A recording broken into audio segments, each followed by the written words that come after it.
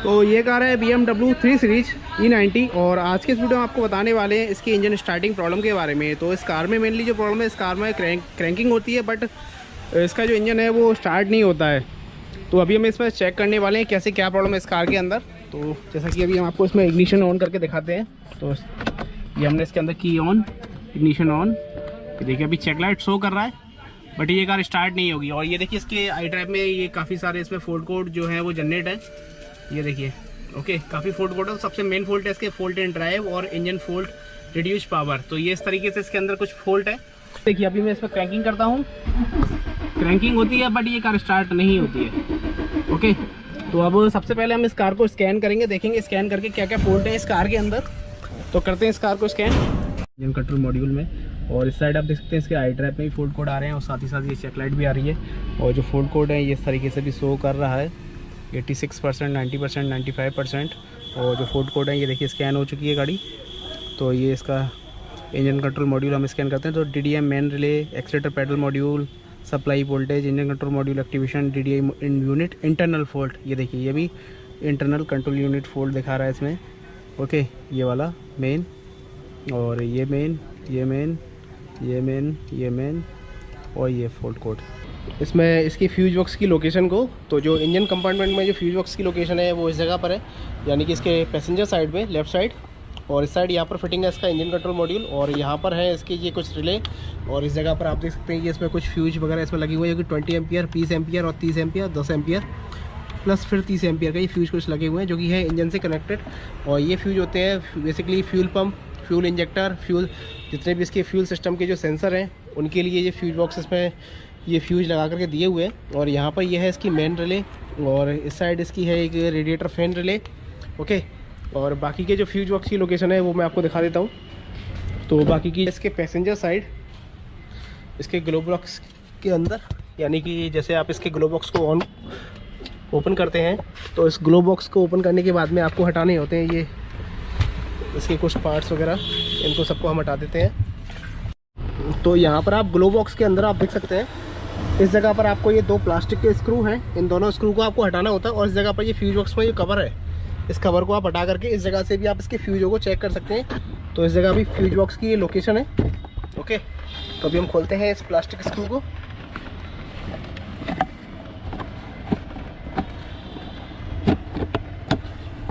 और एक है इसके दूसरी साइड।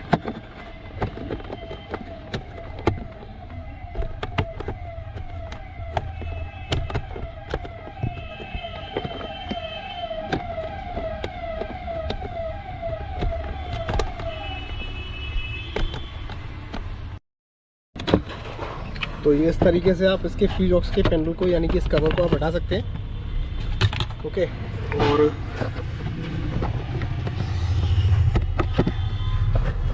आप ये अंदर की साइड आप देख सकते हैं, ये है इस जगह पर इसका फ्यूज बॉक्स।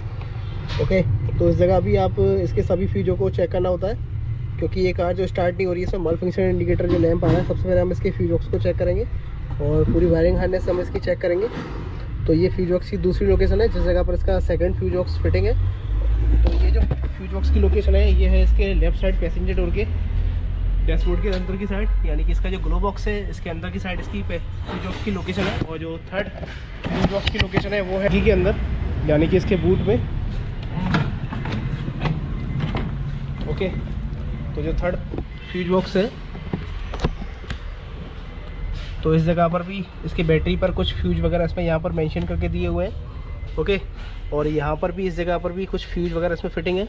और यहाँ बैटरी टर्मिनल पर भी इसमें फ्यूज वगैरह लगाए हुए हैं। तो ये सारी जगह के आपके फ्यूज इसमें चेक करने होते हैं। तो इन जगह के हम इसमें अभी फ्यूजों को चेक करेंगे।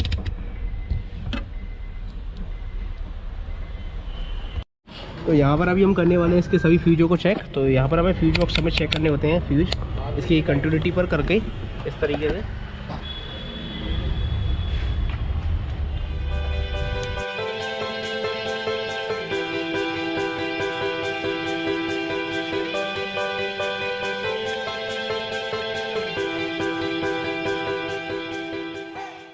तो सारे फ्यूज सभी ओके हैं, कैसे भी कोई प्रॉब्लम नहीं है।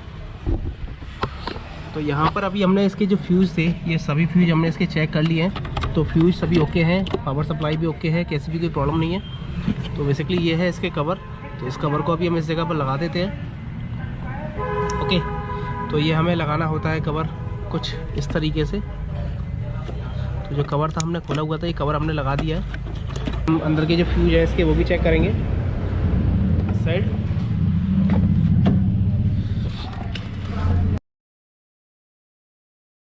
तो सभी फ्यूज चेक करने के बाद अब खोलते हैं हम इसका इंजन कंट्रोल मॉड्यूल, यानी कि इसका इंजन कंट्रोल मॉड्यूल, इसका ECM। तो खोलते हैं इसके ECM को।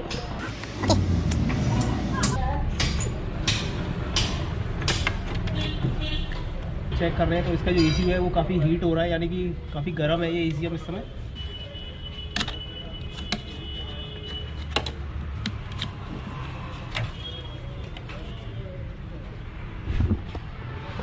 तो ये था इसका इंजन कंट्रोल मॉड्यूल, यानी कि इसका ECM। ओके, तो अभी एक बार हम इसको चेक करेंगे। तो ये काफ़ी हीट हो रहा है अभी सब प्रेजेंट में, काफ़ी गर्म है अभी। तो इसके लिए अभी हम क्या करेंगे, इस स्क्रू को खोलेंगे। ये सभी स्क्रू को हमें खोलना होता है। ओके, तो इसके सारे स्क्रू खोल करके हम चेक करेंगे इसके ECM को। तो अभी हमने इस जगह से इसके ऑलरेडी 3 स्क्रू थे ये लूज कर दिए हैं और इस साइड भी कर दिए हैं। तो इस स्क्रू के हिसाब से हमें लग रहा है ये ECM ऑलरेडी पहले भी रिपेयर हो चुका है, क्योंकि इसमें कोई ना कोई प्रॉब्लम है। और ये ECU जो होता है ये सील्ड होके आता है कंपनी से। तो इसका जो कवर है स्क्रू खोलने के बाद ईजिली खुल रहा है।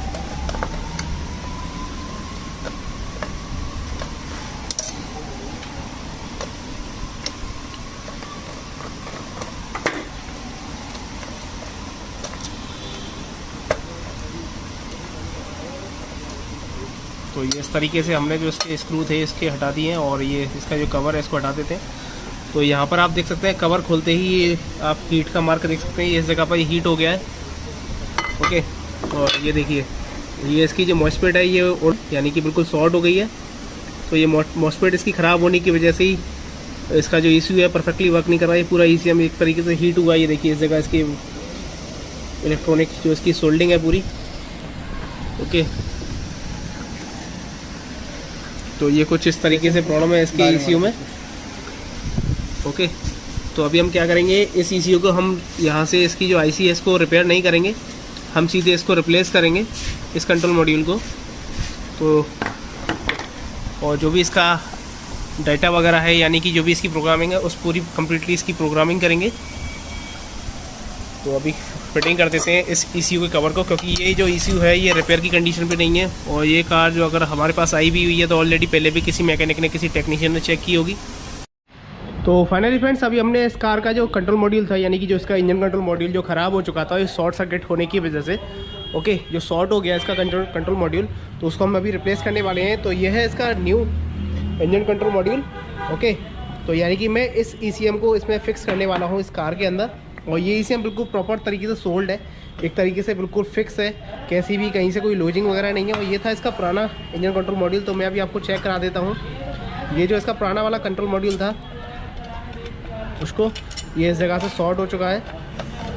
और जो नया कंट्रोल मॉड्यूल है वो हम इसमें फिटिंग करने वाले हैं। ओके, तो ये है इसका नया ECM और ये है इसका ओल्ड ECM, यानी कि जो कार के साथ लगा हुआ था ECM वो ये वाला है। और मैं इसमें रिप्लेस कर रहा हूँ इस वाले ECM को। तो इस ECM को मैं इसमें स्वैप करूँगा। ओके, तो ये देखिए ये जो ECM था ये इस जगह से बिल्कुल बेकार हो चुका है, यानी कि जो इसकी मॉस्फेट है ये ख़राब हो चुकी थी। तो और हमने इसको रिपेयर करने की कोशिश भी की, बट इसमें प्रॉब्लम ये है हमारे पास जो मॉस्फेट है वो है 2.5 वोल्ट की, और ये जो मॉस्फेट है ये है 5 वोल्ट की। तो सीधा सीधा इसमें 2.5 वोल्ट और 5 वोल्ट का सीधा सीधा फ़र्क था। हमारे पास जो मॉस्फेट थी वो 2.5 वोल्टेज की थी और ये है 5 वोल्टेज की। तो जब 5 वोल्टेज की मॉस्फेट उड़ सकती है तो मैं 2.5 वोल्ट की डालूंगा तो वो तो मुश्किल से मुश्किल 10-5 मिनट के अंदर ही ख़राब हो जाएगी। तो इसके लिए मैंने इसका जो ECM है इसको रिप्लेस कर रहा हूँ। तो ये है बिल्कुल एकदम sealed pack genuine BMW part. ये आप यहाँ पर आप देख सकते हैं BMW पार्ट नंबर है ये इसका इस जगह पर। और ये देखिए ये था इसका कंट्रोल मॉड्यूल की बॉडी, और ये इस जगह पर आप इसका पार्ट नंबर देख सकते हैं। तो ये सेम पार्ट है, ओके, कैसी भी कोई प्रॉब्लम नहीं है। तो ECM यानी कि एक है इसमें न्यू ECM और एक है इसमें ओल्ड ECM। तो जो ऊपर वाला ECM है ये वाला, ये है इसका पुराना ECM। तो हम इस ECM को अभी हटा देते हैं। ओके, तो करते हैं इसमें इस ECM को रिप्लेस। तो अभी हम ये पुराना वाला ECM रख देते हैं इसके डिग्गी में, यानी कि इसके बूट में। ओके, डिग्गी करते हैं क्लोज और लगाते हैं इस न्यू वाले ECM को इस कार के अंदर। और साथ ही साथ हम करेंगे इसकी कुछ सॉफ्टवेयर, यानी कि इसके TCM है, ट्रांसमिशन कंट्रोल मॉड्यूल है, उसको भी इससे हम प्रोग्राम करेंगे। इसके ABS को भी हम इससे प्रोग्राम करेंगे। इसके एयरबैग कंट्रोल मॉड्यूल को भी हम इससे प्रोग्राम करेंगे। इसका स्टेबलाइज कंट्रोल मॉड्यूल है उसको भी हम इससे प्रोग्राम करेंगे। इसकी पावर स्टीयरिंग इसको भी हम इससे प्रोग्राम करेंगे। तो यानी कि जितने भी कंट्रोल मॉड्यूल है वो सभी कुछ इस ECM से हमें प्रोग्राम करने होते हैं। तो सबसे पहले हमें इसको उसकी लोकेशन पे फिटिंग करना है। तो आपको फिटिंग करते टाइम ये आपको 2 सॉकेट होते हैं, इन दोनों सॉकेटों पे आपको यूज करना होता है जोरेक स्प्रे। इसको अच्छे से आपको क्लीन करना है।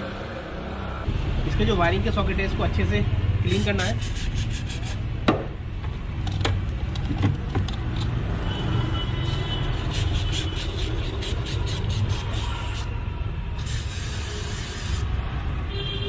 ओके, और इसके बाद ही आपको इस ECM पर लगाने हैं इसके वायरिंग सॉकेट।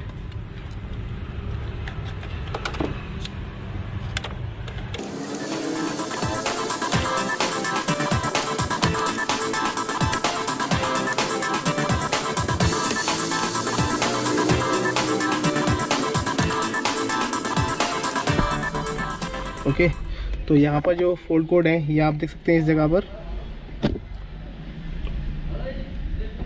तो अभी हमें ये सारे फोल्ड कोड इसके क्लियर करने हैं, और उसके बाद ही हम करेंगे इसकी इंजन कंट्रोल मॉड्यूल से प्रोग्राम, इसकी इग्निशन की और इसके ट्रांसमिशन कंट्रोल मॉड्यूल को। और साथ ही साथ प्रोग्राम करेंगे हम इसके आई ड्राइव को, यानी कि जो इसकी स्क्रीन है ये आई ड्राइव है। इस आई ड्राइव को भी प्रोग्राम करना होता है इसके इंजन कंट्रोल मॉड्यूल से। तो इसके लिए अभी हमें इग्निशन स्विच ऑन करना है। तो इग्निशन स्विच हमने ऑन कर दिया है। ओके,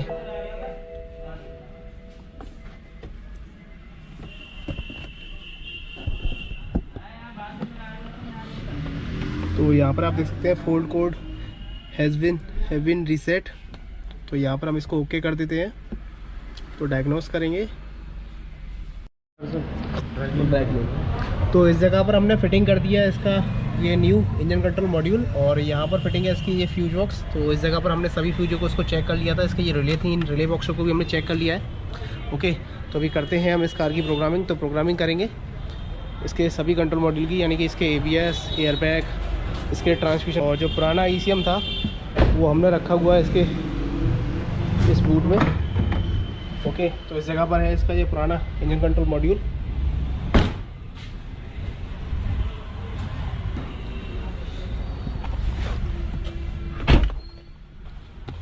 तो ये है इसका scan tool.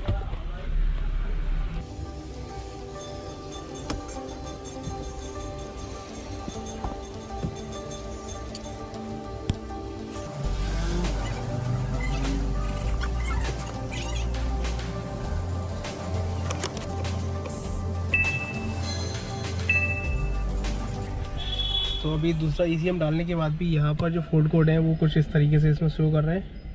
DSC failure, FTM system not, engine fault, reduce power.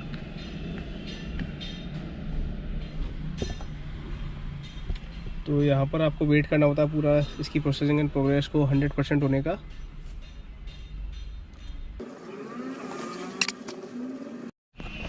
तो यहाँ पर बेसिकली अभी मैं करने वाला हूँ उसकी door, window, remote, instrument cluster, okay, और diagnosis connector, light, heater and AC and others में हमारे आते हैं ABS, एयरबैग और कुछ डोर कंट्रोल मॉड्यूल और AC कंट्रोल मॉड्यूल, ये कुछ इसमें मॉड्यूल होते हैं जो कि आते हैं, तो वो हमें सारे ये कंट्रोल मॉड्यूल इसके प्रोग्राम करने हैं इसके इंजन कंट्रोल मॉड्यूल से।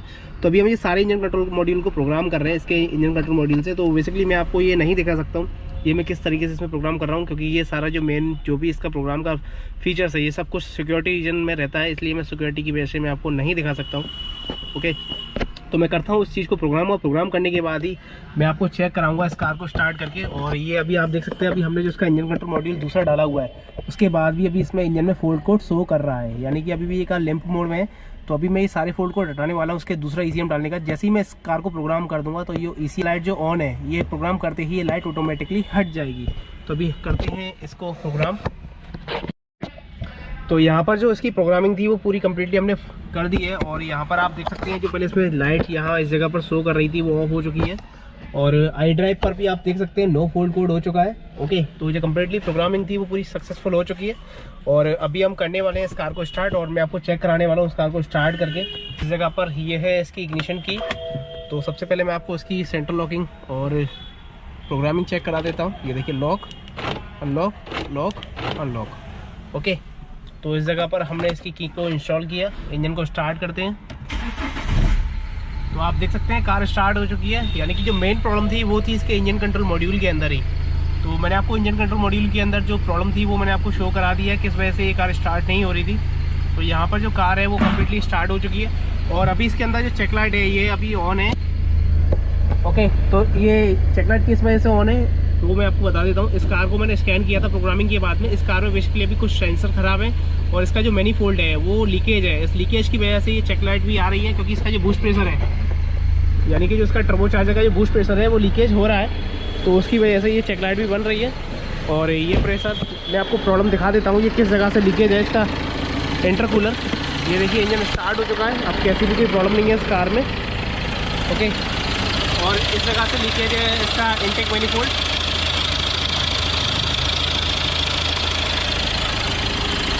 तो जो इनटेक मैनीफोल्ड लीकेज है वो इस जगह से है, ये मैं आपको दिखा रहा हूँ।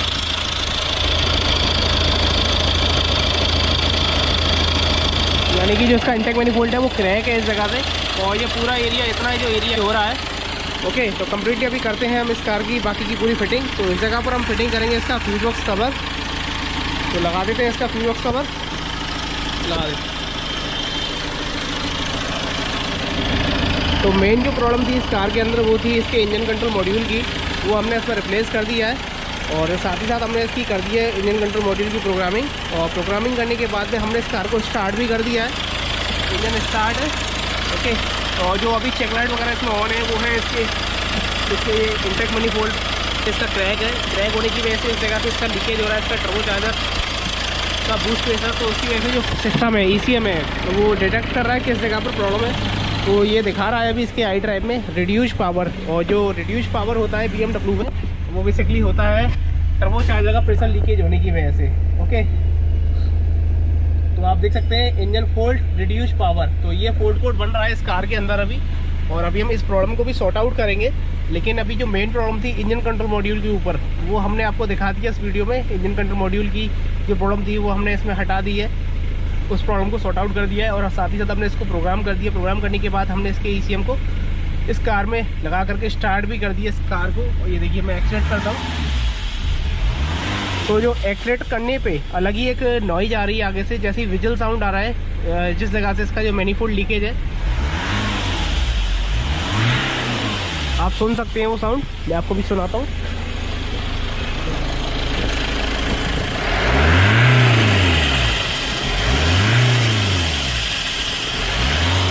तो ये टर्बो चार्जर का जो बूस्ट प्रेशर है वो लीकेज होने की वजह से ही इस कार में ये फॉल्ट कोड बन रहा है, और अभी हम इस सारे फॉल्ट कोड को क्लियर करेंगे। और जो भी प्रॉब्लम है इसके मैनीफोल्ड को देखते हैं, अगर वो रिपेयर की कंडीशन में होगा तो हम उसे रिपेयर भी करेंगे। उसके लिए मैं अलग से एक दूसरा वीडियो पोस्ट करूँगा।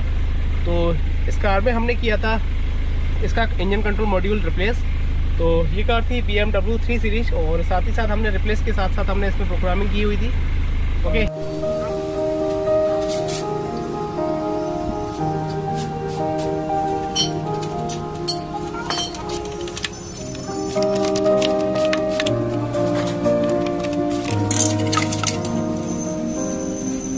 तो फाइनली फ्रेंड्स अभी हमने इस कार का जो इंटेक मैनीफोल्ड था उसको खोल करके अच्छे से हमने क्लीन करके इसकी जो प्रॉब्लम थी उसको सॉर्ट आउट कर दिया है। जो इस जगह से लीकेज था पहले इसका इनटेक मैनिफोल्ड इसके इंटरनल साइड से, वो कम्प्लीटली हमने इसको अच्छे से हमने रिपेयर कर दिया है और अब कैसी भी कोई लीकेज की प्रॉब्लम नहीं है। तो एक बार अभी हम आपको कार को स्टार्ट करके चेक कराते हैं जो इसके अंदर पहले जो साउंड थी वो सॉल्व हुई है नहीं। तो करते हैं इस कार को स्टार्ट करके एक्सीलेटर लगा जरा।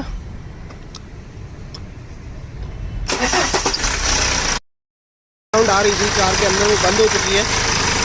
एक्सीलेटर कर।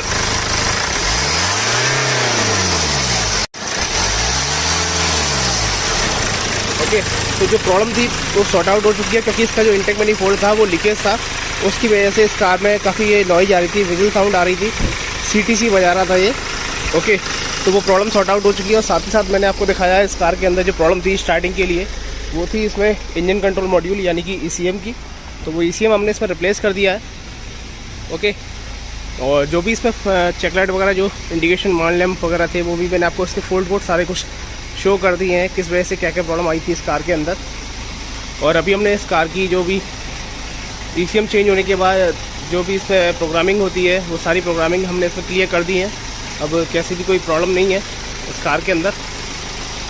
तो अभी हम कर रहे हैं इसका हेडलाइट और बम्पर वगैरह कुछ छोटे मोटे जो पार्ट्स हैं उनको एडजस्टमेंट सेटिंग कर रहे हैं। ओके, तो उम्मीद है आपको हमारा ये वीडियो पसंद आएगा। तो अगर आपको हमारा ये वीडियो पसंद आए तो प्लीज़ हमारे इस वीडियो को लाइक कीजिए, शेयर कीजिए और चैनल को सब्सक्राइब कीजिए। तो फ्रेंड्स, जैसा कि आपने देखा वीडियो के स्टार्टिंग में, आपने कंप्लीट पूरी वीडियो में देखा, हमने इस कार का किया था ECM रिप्लेस और ECM रिप्लेस करने के बाद इसमें जो भी प्रॉब्लम थी वो सॉर्ट आउट हो चुकी है। अब कैसे भी कहीं कोई प्रॉब्लम नहीं है इस कार के अंदर। जो भी प्रॉब्लम थी वो सारी प्रॉब्लम हमने इसमें सॉल्व कर दिया और अभी मैं इस कार की टेस्ट ड्राइव लेकर चेक करा रहा हूँ आपको। अभी मेरी कार जो है 60 की स्पीड से ऊपर है। ओके, कैसे भी कोई प्रॉब्लम नहीं है इस कार के अंदर प्रेजेंट में, एकदम फर्स्ट क्लास चल रही है और ना ही कोई इंडिकेशन, ना ही कोई लैम्प, ना ही कोई लो पिकअप की वार्निंग, कैसे भी कहीं कोई परेशानी नहीं है इस कार के अंदर। एकदम परफेक्टली सारे काम हो रहे हैं। ओके, तो इस कार में जो प्रॉब्लम थी वो मैंने आपको वीडियो में शो कर दिया। इस कार में इंजन कंट्रोल मॉड्यूल जो था वो हमने रिप्लेस किया हुआ है, उसको साथ ही साथ इसको कोड किया हुआ हमने इसके ट्रांसमिशन कंट्रोल मॉड्यूल से, इसके ABS कंट्रोल मॉड्यूल से। ओके, जितने भी एक्चुअली इन कारों में होता है कंपोनेंट प्रोटेक्शन मोड, तो उसके लिए हमें क्या करना होता है, एक दूसरे कंट्रोल मॉड्यूल को दूसरे कंट्रोल मॉड्यूल से प्रोग्राम करना होता है, यानी कि उसको विन रजिस्ट्रेट करना होता है। इस कार का जो विन नंबर है उस ECU से हमें रजिस्ट्रेट करना होता है, जिससे कि जो एक कंट्रोल एरिया नेटवर्क है जिसको हम CAN बोलते हैं, वो एक तरीके से अच्छी तरीके से, यानी कि वो एक पूरा सिग्नल देता है किसी व्हील को और किसी व्हील से दूसरे व्हील को। इस तरीके से वो सिग्नल जो होता है वो कंट्रोल एरिया नेटवर्क काम करता है। CAN कम्युनिकेशन वो एकदम परफेक्टली काम कर रहा है। अब कैसी भी कहीं कोई प्रॉब्लम नहीं है। तो उम्मीद है आपको हमारा वीडियो पसंद आएगा। तो अगर आपको हमारा वीडियो पसंद आया तो प्लीज़ हमारे वीडियो को लाइक कीजिए, शेयर कीजिए और चैनल को सब्सक्राइब करना ना भूलें और साथ साथ बेल आइकन को जरूर प्रेस कीजिए। तो मिलते हैं जल्दी नेक्स्ट वीडियो में, तब तक के लिए देखते रहिए मनीष कार टेक्नोलॉजी।